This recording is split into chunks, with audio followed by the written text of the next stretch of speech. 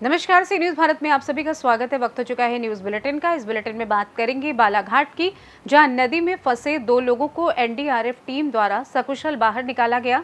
आगे चर्चा करेंगे धार की, जहां जन सुनवाई में सरपंच और सचिव के खिलाफ शिकायत दर्ज की गई। साथ ही चर्चा करेंगे रामपुर की, जहां गंज थाना क्षेत्र में अधेड़ का शव मिलने से सनसनी फैल गई। इन तमाम खबरों पर करेंगे विस्तार से चर्चा। बालाघाट जिले में लगातार हो रही बारिश से जनजीवन प्रभावित हो गया है, तो वहीं नदी नाले उफान पर दिखाई दे रहे हैं। लगातार हो रही बारिश से बालाघाट जिले के थाना लांजी क्षेत्र के देवल गांव बाग नदी में 2 लोग फंस गए, जिन्हें स्थानीय तैराक और एनडीआरएफ टीम के द्वारा सकुशल बाहर निकाला गया। आपको बता दें कि विगत रात्रि से लगातार जिले में बारिश हो रही है, जिससे नदी नाले पर बाढ़ की स्थिति बनी हुई है, जिससे सड़क मार्ग पूरी तरह बाधित हो गया है। लोगों का संपर्क टूट गया है। बारिश को लेकर प्रशासन अलर्ट है, जो बाढ़ प्रभावित क्षेत्र में सुरक्षा के इंतजाम के साथ प्रशासन अपनी नज़र बनाए है और प्रशासन द्वारा लगातार लोगों को सावधानी बरतने की अपील की जा रही है। बालाघाट से सी न्यूज़ संवाददाता विशाल महानंद की रिपोर्ट। परासिया जनपद इस वक्त भगवान भरोसे चल रही है। परासिया जनपद सीईओ को 2 स्थानों पर प्रभार होने के कारण सचिवों के साथ हितग्राहियों को इंतजार और परेशानियों का भी सामना करना पड़ता है। इतना ही नहीं, सीईओ का इंतजार जनपद अध्यक्ष को भी करना पड़ता है, लेकिन सीईओ का कोई पता नहीं कि वे किस स्थान पर हैं। परासिया जनपद पंचायत की सीईओ को परासिया के साथ जुन्नारदेव जनपद का भी प्रभार दिया गया है, जिसके चलते दोनों ही जनपदों का विकास कार्य प्रभावित हो रहा है। दूर दूर से आने वाले ग्रामीणों के साथ सचिवों को परेशानी के साथ इंतजार करना पड़ता है। दोनों ही जनपदों के हितग्राही सचिव और अध्यक्ष जब भी दूरभाष से संपर्क करते हैं तो सीईओ द्वारा गुमराह कर दिया जाता है और हितग्राही सचिव और अध्यक्ष उनका इंतजार करते रहते हैं, जिसके कारण सरकार की विकास मूलक योजनाओं का लाभ ना ही हितग्राहियों को मिल पा रहा है और ना ही गांव का विकास हो पा रहा है। मैडम, जनपद पंचायत परासिया में कई लोग बाहर से आ रहे हैं, परेशान हो रहे हैं। लोग आपके पास भी आते होंगे, क्या कारण है कि लोग परेशान हो रहे हैं और उनकी समस्या का समाधान नहीं हो पा रहा है? परेशानी तो बहुत सारी सामना करना पड़ रहा है मुझे भी और यहाँ आने वाली जनताओं को भी, क्योंकि यहाँ मुख्य कारण है यहाँ की जनपद सीईओ नहीं आने के कारण यहाँ जनता भटकती है, ना ही यहाँ बैठने की व्यवस्था होती है। जो रूम उन्होंने खुलवाया है बैठने की व्यवस्था, वहाँ ताला लगा हुआ होता है। मैडम के नहीं आने के कारण आम जनता जो भी आती है, जैसे कि आज 4 बच्चियाँ लौट कर जा चुकी हैं गांव की बेटी के फार्म में साइन कराने के लिए, और भी महिलाएं आई हैं, वो सभी परेशान हो रही हैं। और भी जनता है जो टीएससीएस के लिए जो आती है, सभी परेशानी का सामना करना है। मैडम, आप चूँकि यहाँ जनपद पंचायत के अध्यक्ष हैं, आपके द्वारा उनके खिलाफ में कोई कार्रवाई की जा रही है? कहीं शिकायत करी है? शिकायतों तो मैंने कलेक्टर साहब से कहा था कि मुझे नए सीईओ दीजिए और चाहिए, क्योंकि 1-1.5 साल से मैं बहुत परेशान हूँ। सीईओ नहीं होने के कारण सारे काम रुके हुए रहते हैं। उन्होंने कहा था कि 15 दिन में व्यवस्था हो जाएगी, अभी तक सीईओ की व्यवस्था नहीं हुई है। मैं शासन से यही अपेक्षा रखती हूँ कि जल्द से जल्द जनपद पंचायत परासिया पर सीईओ की व्यवस्था की जाए। आपका समझना भी अच्छा, आप यहाँ क्यों आई हैं? मेरी बेटी के लिए सहायता मांगने के लिए आई हूँ। 2.5 लाख का हो जाए, और उसकी बेटी है, उसके लिए राशन कार्ड के लिए आई हूँ मैं। उसको हर चीज़ में लगेंगे राशन कार्ड, मेरे को राशन कार्ड चाहिए। और 2.5 लाख का हो जाएगा तो वो कोई धंधा करेंगी, कोई भी कपड़े का व्यवसाय करेंगी। आप कब से परेशान हो रही है? हम 2 बार आ चुके हैं यहाँ पर। पकड़ इसको, मेरी सांस फूल रही है। आप तो जामी विधानसभा में रहने वाले हैं, परासिया आने की आवश्यकता नहीं, बेटी रहती है मेरी जामी विधानसभा में, क्योंकि मैडम यहाँ पे भी बैठती है, वहाँ पे भी बैठती है, इसलिए हम यहाँ पर आए। हम वहाँ पर हमको मालूम भी नहीं और हम गए भी नहीं हैं। मैडम आपसे मुलाकात अभी नहीं कर पाई? नहीं हुई मैडम से, कोई सहायता नहीं मिल पा रही। कोई सहायता भी नहीं मिली है। जुनार जो बोलना, आप यहाँ पे क्यों आई हैं? सीईओ मैडम से मिलने के लिए। कब से आई हैं? 12 बजे से। सीईओ मैडम से क्या बोले? जामे क्यों नहीं गई? वहाँ का नहीं मालूम था मुझे, इसलिए इधर यहीं पे आई थी। नहीं तो आप जुनारदेव विधानसभा में रहती है, तो आप जुनारदेव क्यों नहीं गई? मालूम नहीं था कि वहाँ पर भी बैठती मैडम। अच्छा, तो आपको मालूम है सिर्फ परासिया में बैठती? किसने बताया था आपको परासिया में? मम्मी ने बताया। किस काम से आए हैं? आर्थिक सहायता आर्थिक सहायता और वो क्या बोलते 2.5 लाख 2.5 वाला लाख वाला करवाने और राशन कार्ड ये बेटी के लिए बोल राशन कार्ड, और ये राशन कार्ड बन जाए इसलिए आऊँ। ये बेटी के लिए मेरी आर्थिक सहायता काहे के लिए चाहिए आप?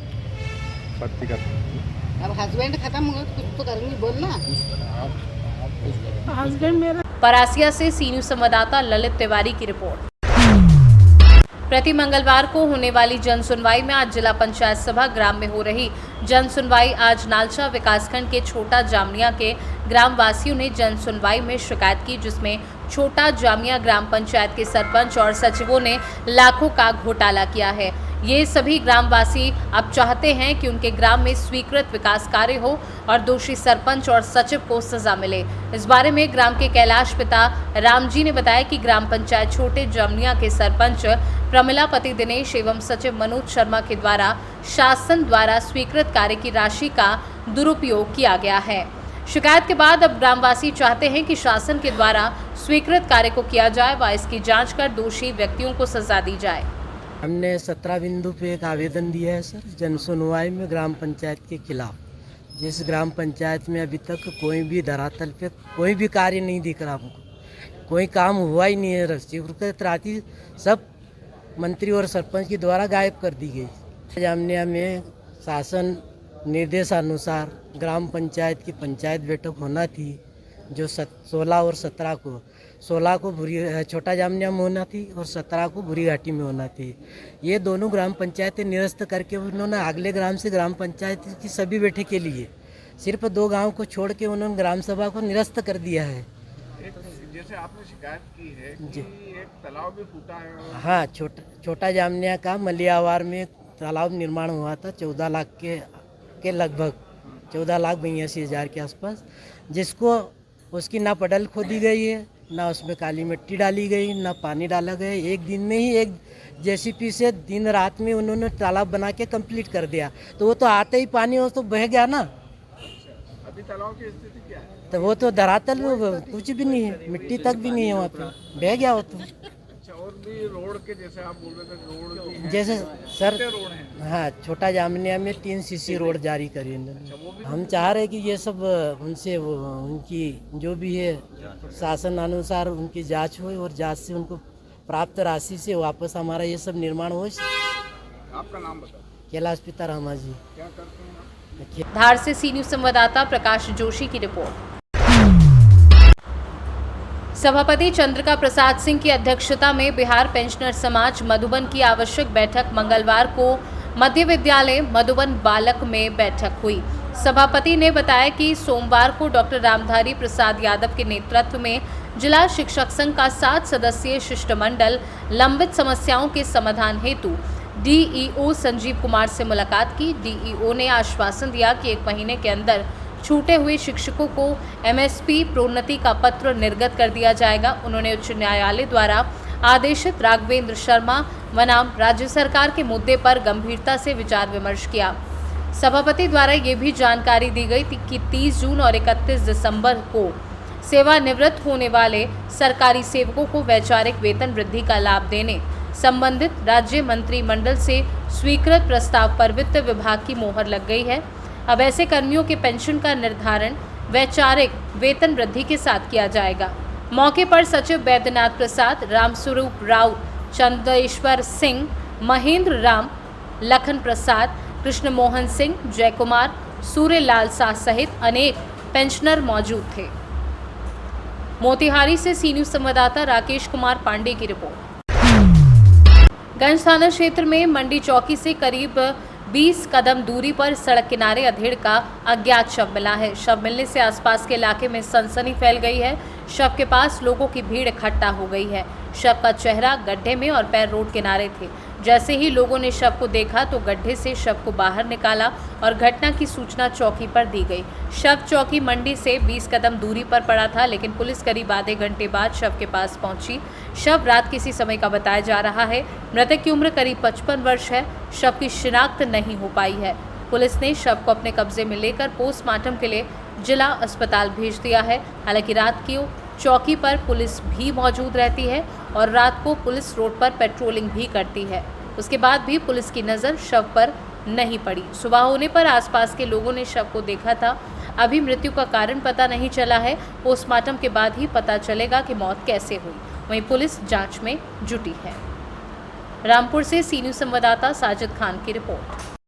फिलहाल न्यूज़ बुलेटिन में बस इतना ही। देश दुनिया की तमाम खबरों की जानकारी के लिए आप देखते रहिए सी न्यूज़ भारत। हर खबर है आपके साथ, आपके हाथ।